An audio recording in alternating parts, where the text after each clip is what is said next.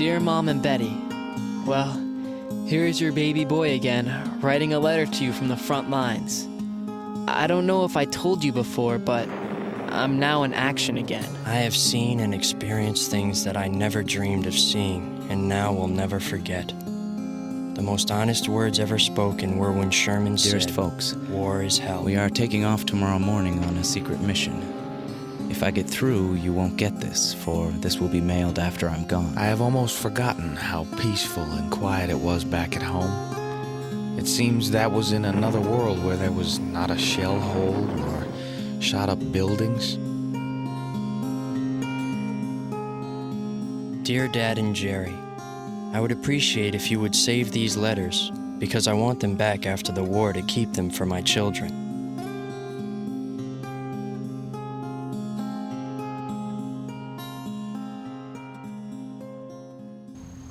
Today, a letter in the mail is an unusual thing. But during World War II, the U.S. postal system was flooded with billions of pieces of correspondence.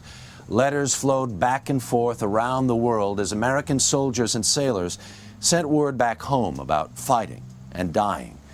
Their loved ones responded with tales of sacrifice and longing. The mail was a lifeline.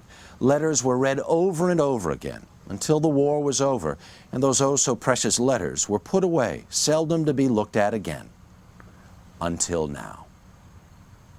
The map of Europe has changed with lightning-like rapidity in the past 10 days.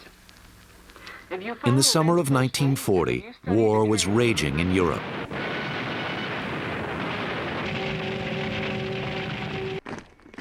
Americans listened as country after country fell to Adolf Hitler's forces. Germans now occupy the coasts, which until 10 days ago were the coasts of... It seemed likely that Europe's conflict would become our own.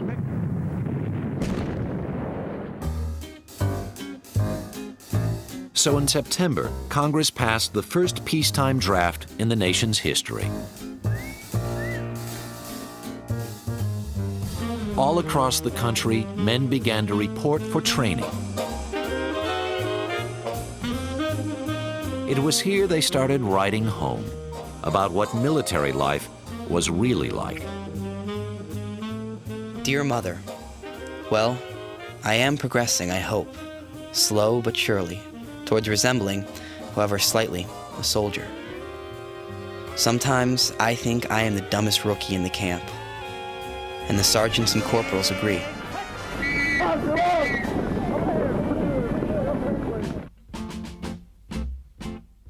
Dear Pat, well, I've been in this man's army a whole week and it seems like a year. Not that I mind it so much, but the days are so long they seem to last forever. We are rudely awakened at 5:45 a.m. The whole of 15 minutes are allowed for dressing and falling in line in front of the barracks at 6 a.m. Orders of the day and a general cussing out for everything done wrong during the day before are given. Then we are dismissed for morning chow. After chow, bunks must be made up, and right. No wrinkles, everything tight, shoes lined up and laced and polished. Then we fall in for drill. We drill on the paved apron in front of the hangar. This is hell.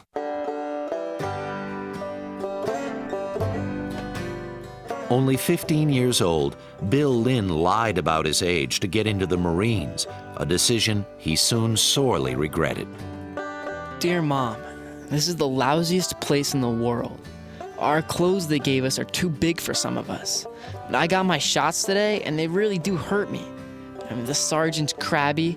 Just because a boy forgot something when we were moving, the man kicked him and made him run all the way back over to the other camp and get it. Oh, Mom, tell him the truth about my age and get me out of here. I'm getting so lonely, I think I'll die. Your son, Bill. George Rary, a 24-year-old cartoonist from New York City, didn't even know how to drive a car when he was called up and sent to flight school. His letters home doubled as his sketchbook. Dear Betty Lou, today was rainy and quite cold. We waded to breakfast this morning, but the old GI shoes are as waterproof as a couple of wild ducks. The drill sergeant must be amphibious because we drill anyhow, without even bathing suits or hip boots. Unless our good sergeant has gotten himself drowned, he will call us out for another of our little wades presently. So long. I love you, Rary. All this endless drilling had a point. These boys, be they artists from Manhattan or farmers from Missouri, were taught how to dress the same, march the same, make their beds the same, and come out fighting the same. Dear Sarah, today we were put through 2 hours of bayonet practice, and it's the meanest, toughest grilling I've been through yet. Savage is a better word for it. You feel like you're in training to murder another human being, which you are, and the thought is sickening. But in this pretty game of war, you have to gear yourself for about anything. Love, Keith. By December 1941, 942,000 young men had been drafted and trained for combat. But for many, the war still seemed distant, something that was happening over there. Then, on December 7th, the war hit home. Monica Conter was an Army nurse stationed near Pearl Harbor. Dearest Daddy and Mother, while drinking coffee and tomato juice, I heard some planes real low. Just as I jumped up from my desk, I heard a terrible noise. What I saw was a lot of black smoke, and planes so low they looked as if they might be landing in the harbor.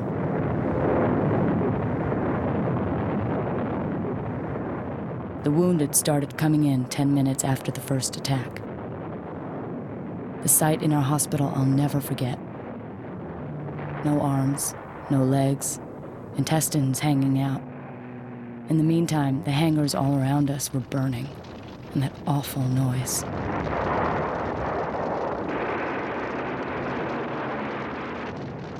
Back home, families waited desperately for news that their boys were okay. Alice House wrote to her son Paul, who was stationed on the USS West Virginia during the attack. December 8th, 1941. My darling, I am just about frantic for fear that you were in danger. I walk around doing my work, ironing, doing the dishes and everything else, saying my prayers for your safety. I would be terribly grateful if I would get just one word from you. Safe. And I know you will write the minute you can. Love and kisses from Mother. 2 days later, Paul sent his mother a pre-printed Navy postcard. It said simply, "I am well."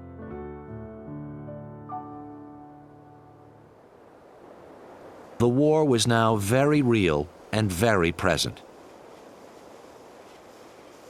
Fathers, sons, and boyfriends suddenly got their orders to ship out, sometimes with very little notice. I'm sorry, Pumpkin, that I had to leave you waiting on the corner that night in New York. I hated to stand you up, but I had a previous engagement with a transport for a ride once around Torpedo Junction. That was a bleak evening for me, pal. I love you. Do you know it? Rary. My darling, I call this the first day, for it is the first day in which I do not know where you are. If your ship slipped out into the wideness of ocean tonight or tomorrow, I shall not know until after the war, probably, and that seems hard to bear. I could have stayed forever in a spellbound world where I was young and you were there. Isabel.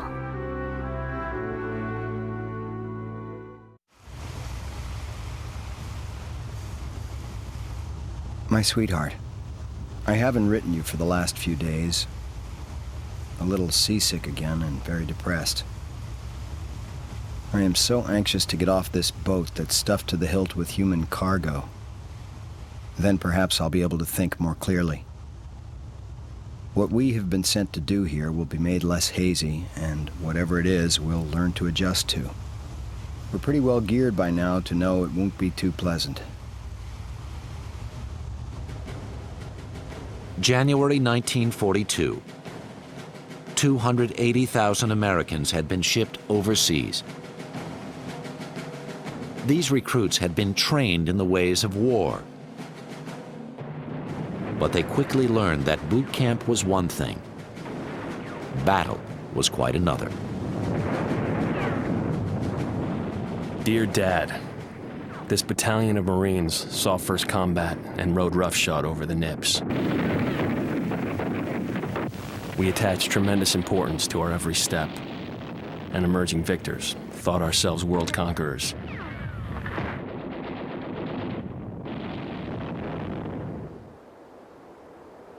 Then we began to look around, at the casualties, at the defeated enemy, and finally at ourselves. We lost many more than was necessary. In these fights, men begin to show their souls. Keith Winston was a 32-year-old insurance underwriter that the Army recast as a frontline medic. Dear Sarah, you must be wondering and perhaps concerned about my first assignment up front. Well, here it is. Our team was rushed out to pick up a boy whose leg was blown off. As we got closer, I was determined to avoid looking at this catastrophe. But somehow, and this is uncanny, the first thing that drew my eyes as if magnetized was this torn-off leg. I was almost in a state of shock, and I stood there staring, almost not believing what I saw. To make a long and gruesome story short, I did what I was sent out to do, and that was my first and thorough initiation. Good night, Keith. The reality of the front lines was almost impossible to describe.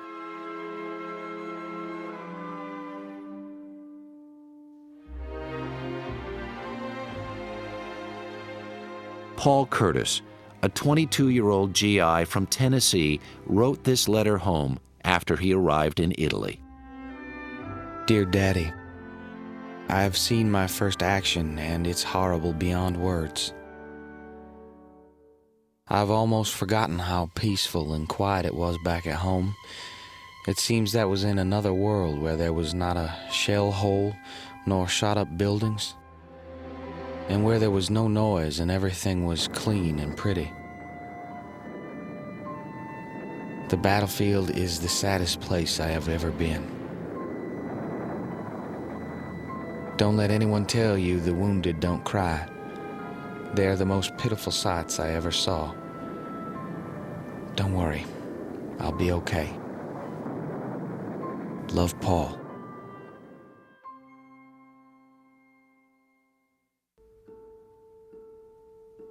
Even non-combat duty could be harrowing. Now 16 years old, one of Bill Lynn's first assignments was to guard a hospital ship. Dear Mom, I'm standing guard by one of these ships that came in last week. They took off 600 dead and wounded from it. You cannot even go down in the hole, it stunk so bad. As soon as it landed, I went on board and went up forward, and there sat a guy with half of his head blown away. There sure were some of the bloodiest sights on that ship that I ever saw. Your son, Bill.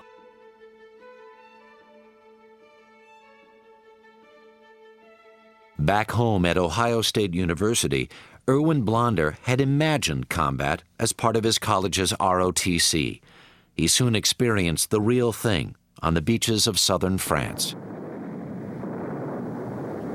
Dear Jerry, today is the first time I have had to sit down and write some letters. I know how anxious everyone at home must be about me since I am now in combat.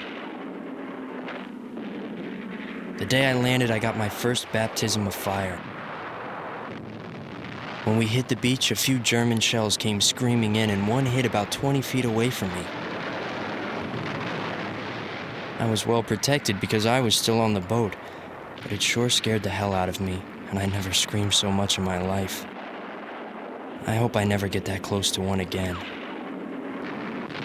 Don't show this letter to Shirley or Mom because I don't want them to know about my combat experiences.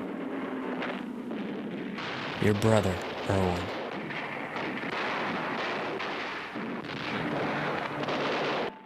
They wrote about what they'd seen, but they also wrote about what they sensed would happen next. George Hines was a fighter pilot in the Pacific. He wrote this letter home in January of 1942, all too aware of what might lay ahead. Dearest folks, we are taking off tomorrow morning on a secret mission.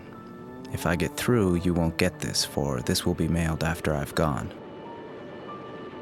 My footlocker will be home before this will, so if you haven't opened it before this gets there, go ahead and dispose of the clothing in any way you see fit. Please don't let my going change your life too much. I know that I'm the only son. Remember that I did try to make a success of myself and make you two feel proud of me. Pray for me, and God bless you.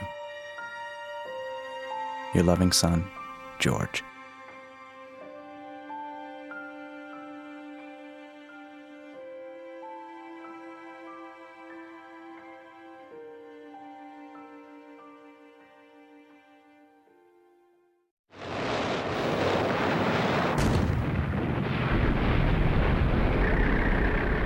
In the beginning of 1943, the Allies were mired in brutal battles across the globe. It was becoming clear that victory would be neither swift nor certain. But war is not just combat.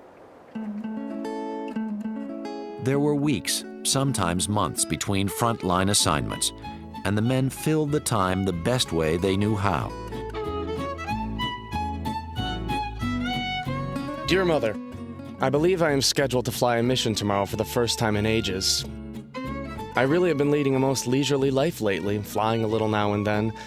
I feel a little guilty because some of the boys have been flying every day and dragging dead tired. But what the hell, I don't make the schedule. Much love, Bill.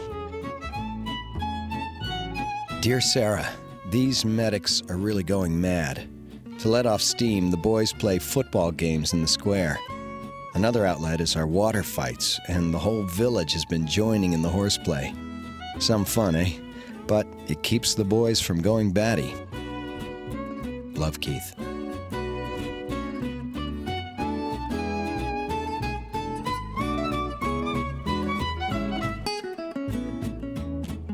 One of the few things that broke the tedium was a letter from home.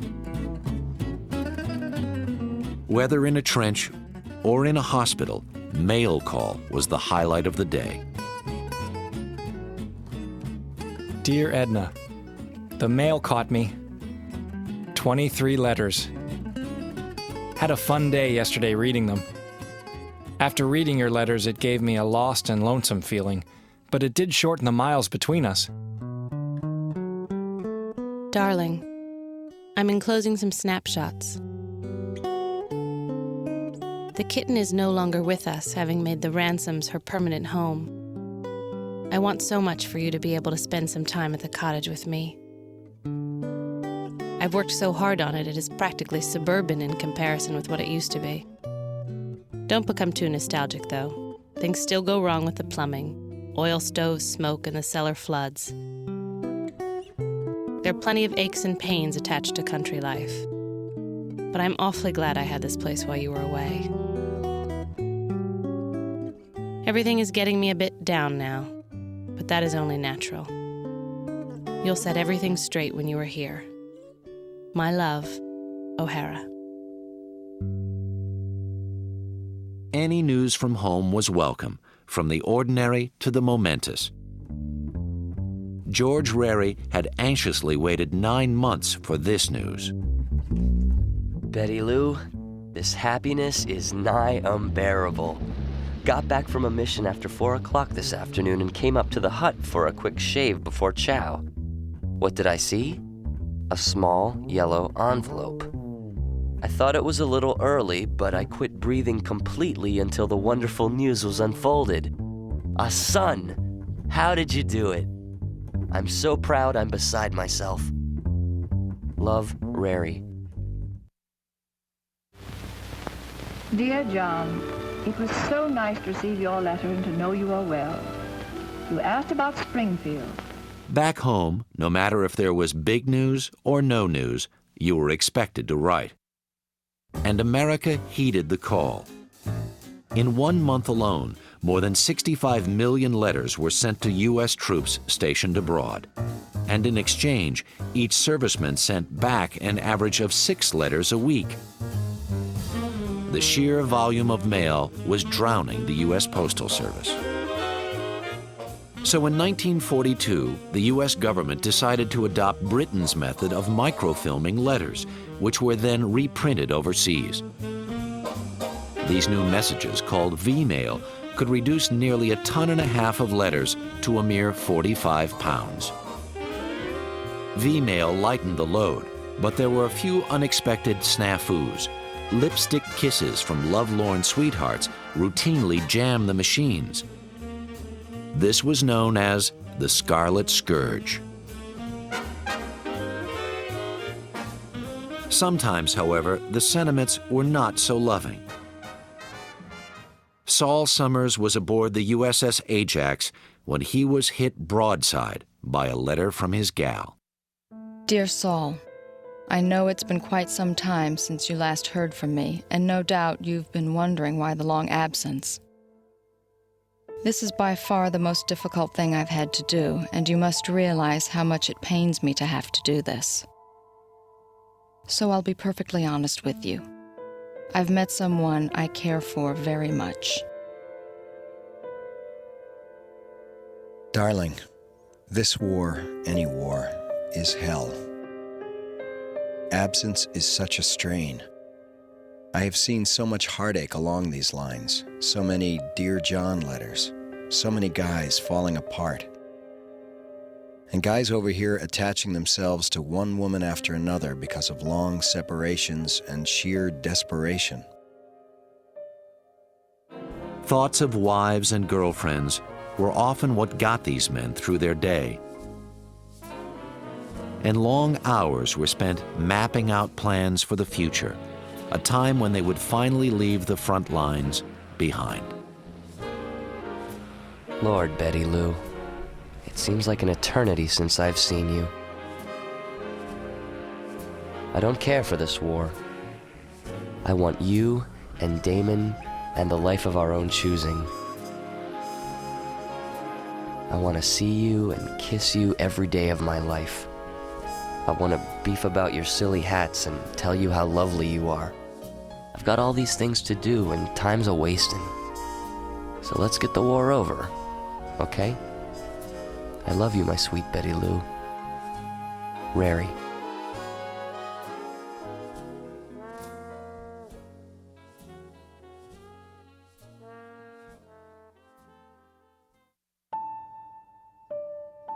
By the end of 1943, 44,000 Americans had been killed in action. The end was nowhere in sight. All anyone could do, at home and on the front, was wait, and hope, and write.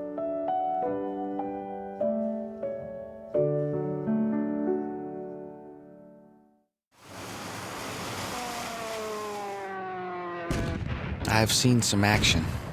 A few hard days in which I saw more than I imagined I ever would. In January 1944, Paul Curtis landed with his company at Anzio, Italy. I don't think any man can exactly explain combat. It's beyond words. Take a combination of fear, anger, hunger, thirst, exhaustion, disgust, loneliness, homesickness, and wrap that all up in one reaction and you might approach the feelings a fellow has. It makes you feel mighty small, helpless, and alone. You wanted to know how I felt after I saw action, and I've told you all that I can that will pass the censors. I imagine all new men feel about the same, and I know old men feel differently, and so will I. But that's for now.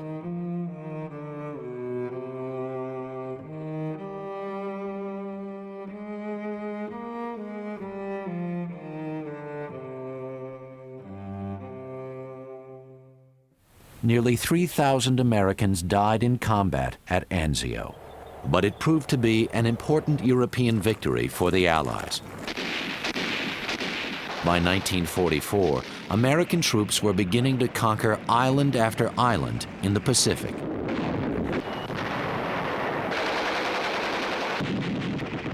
But victory doesn't alter the experience of combat.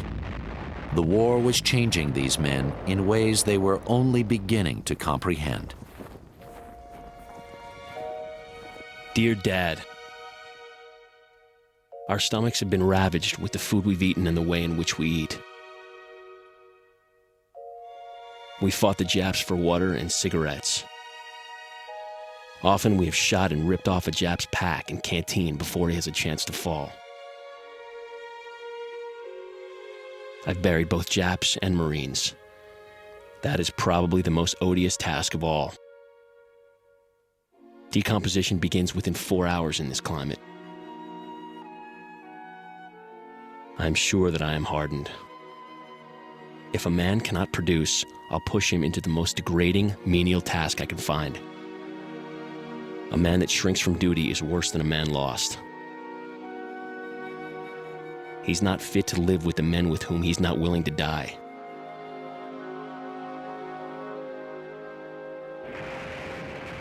Dear Mother and Dad, you keep asking, so I'll tell you. I have been shell-shocked and bomb-shocked. All the boys back here have received the same diagnosis. So many of my platoon were wiped out that it's hard to sleep without seeing them die all over again. Our living conditions had been so bad, little food or hope, 4 hours of sleep out of 72. The medicals here optimistically say I'll pay for it the rest of my life. My bayonet and shrapnel cuts all healed up, however. Most of us will be fairly well in 6 months, but none of us will be completely cured for years. Ah well, let's not think, but just be happy that we'll all be together soon. Loads and loads of love, John. But the troops weren't headed home yet. On June 5, 1944, American, British, and Canadian forces set sail from England for the most ambitious Allied invasion of the war. Each individual knew his role in the complex operation. But nothing could really prepare a man for what awaited him on the beaches of Normandy.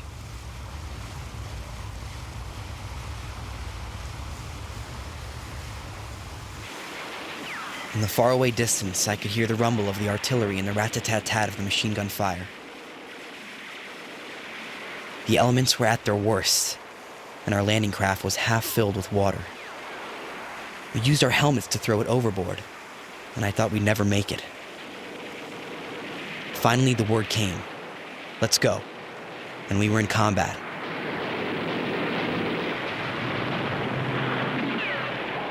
Hell broke loose now for sure. Gunfire opened up from everywhere, and the tracers filled the sky with a running series of lights that will dim 4th of Julys for us forever. Got to the beach half frozen and almost unable to move, and then I passed out. When I came to, I went trying to locate my outfit. Didn't take long to spot them, and I was glad.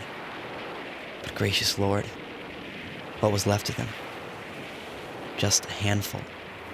800 casualties out of 1,000 men.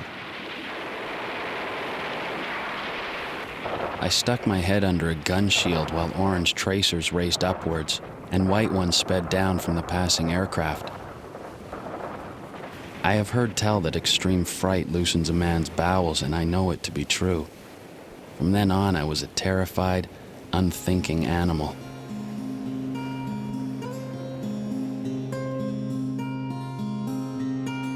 The fear and fatigue were ever present. And as the months dragged by, soldiers often relied on their memories of home to pull them through. In 1945, Frank Conwell watched the snowfall during the Battle of the Bulge and remembered another snowfall far, far away. Dear John, Anne, and all the little ones, the weather has been very cold over here with plenty of snow, and more snow. It brings back many memories of the good times I had when I was a kid. Took out our flexible flyers and went belly-whopping down the hills. Made snowmen with it. Pack it into hard round balls that caught other kids in the head and melted down the backs of their necks. But the flexible flyers have turned into tanks. The snowmen are Schutzstaffel. The snowballs are grenades. The wet stuff trickling down the back of necks is often blood. And when you're wet and numb with cold, there's no place to go. Nothing to look forward to. Nothing but snow. Cold, wet, beautiful snow. Sincerely, Frank.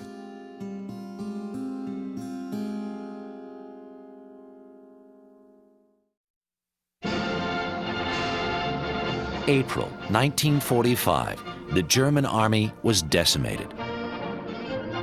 On the 25th, American and Russian soldiers met up at the Elbe River and immediately began celebrating. In Munich, Horace Evers was among a group of soldiers who seized Hitler's apartment and made themselves at home. Evers even helped himself to a few sheets of Hitler's stationery. Dearest Mom and Lou, a year ago today I was sweating out shells on the Anzio beachhead. Today, I'm sitting in Hitler's luxuriously furnished apartment in Munich, writing a few lines home. What a contrast. A still greater contrast is that between his quarters and the living hell of Dachau concentration camp, only 10 miles from here.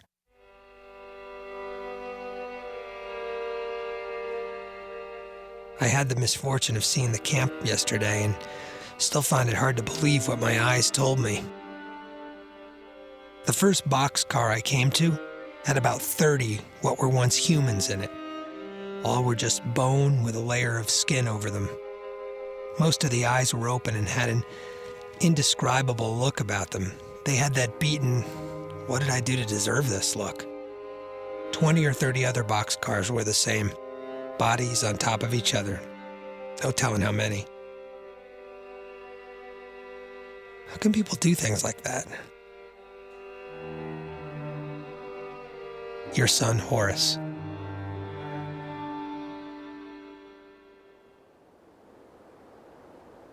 Hitler was dead. So was Mussolini. Europe had been ravaged by more than 5 years of war. And the much-anticipated end had finally arrived. Dear Edna, it's over. Got the word at 8 a.m. Soon your radio should be blaring this news. Morale is busting. At 11 a.m. today, we had a Thanksgiving service. Naturally, our band played our national anthem. No one asked or even had to whisper to have us snap to attention. You just stood there with a lump in your throat that seemed as big as an apple. Dear Sarah, today is the day we've waited and sweated for. Yes, I'm very happy, but somehow I can't get too excited about it. Why? I'm still here and you're still there, and miles and months between us. I still hang on to the hope I'll be home before the summer is out, However, everything depends on the progress of the Jap War. But the Japanese were not giving in.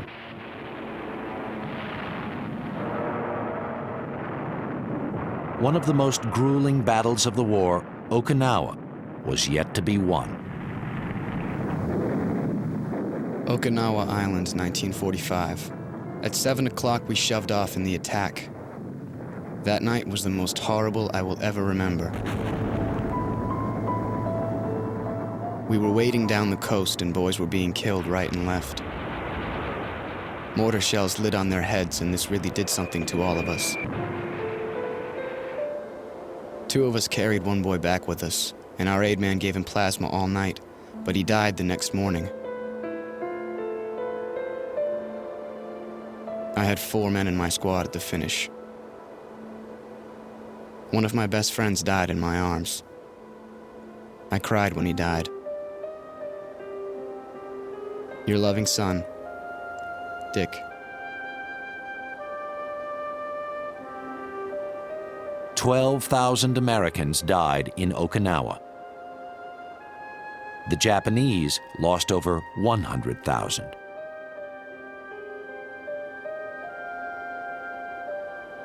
And even after they officially surrendered, Japanese troops continued to fight from the caves that dotted the island.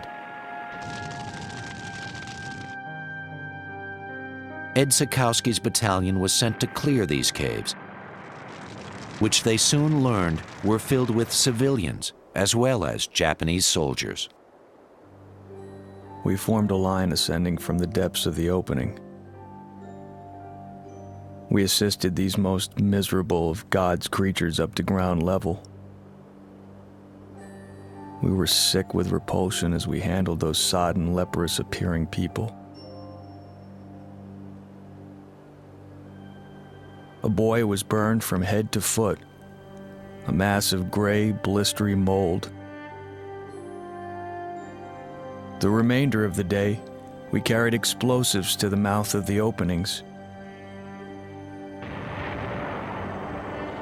The blast shook the earth, and the flames broke forth till I visaged a hell. After the smoke cleared and we bumped back to camp, I suddenly became conscious of my fatigue. I fell asleep only when blessed exhaustion stilled my recollections of the day.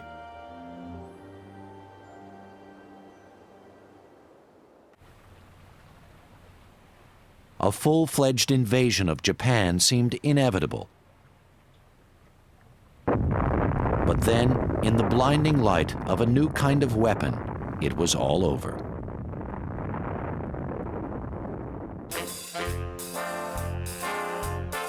All around the world, weary servicemen lost themselves in euphoria. But privately, they could hardly believe the war had finally come to an end. Dear Mother, the war's ending came to me as somewhat of a shock. A pleasant shock, I might add. However, seriously, I had expected hostilities to continue for at least another year. It's a good thing the war is over, for we were slated to make an invasion. And from all indications, things would have been plenty hot. Just when I'll get home is anyone's guess. Love to all. Hal.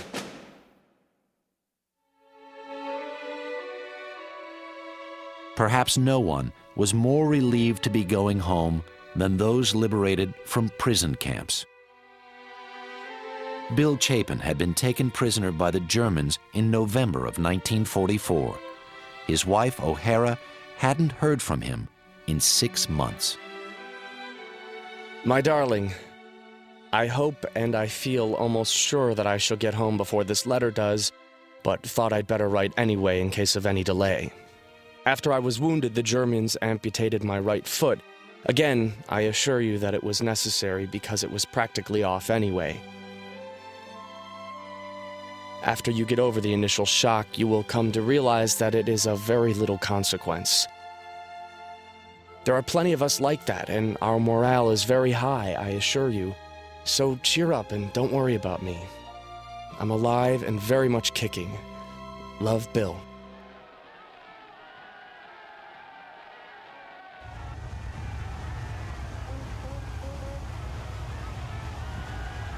It was finally time to come home.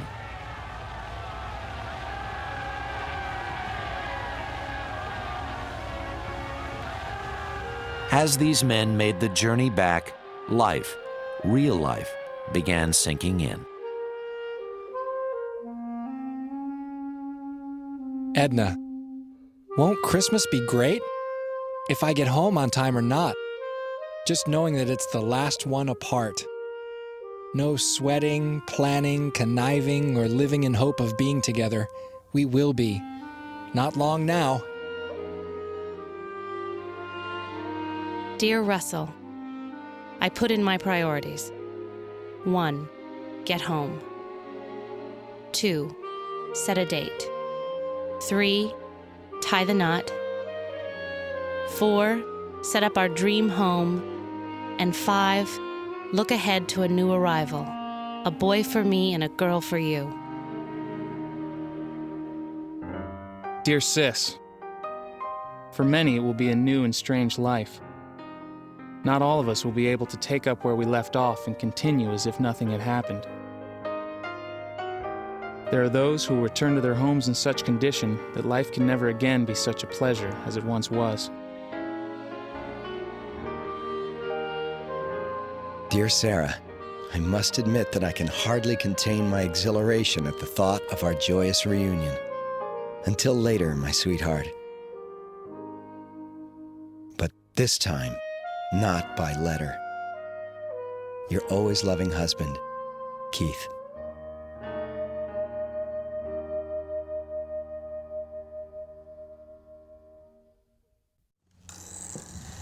These letters tell the story of World War II in a way no scholar or journalist ever could.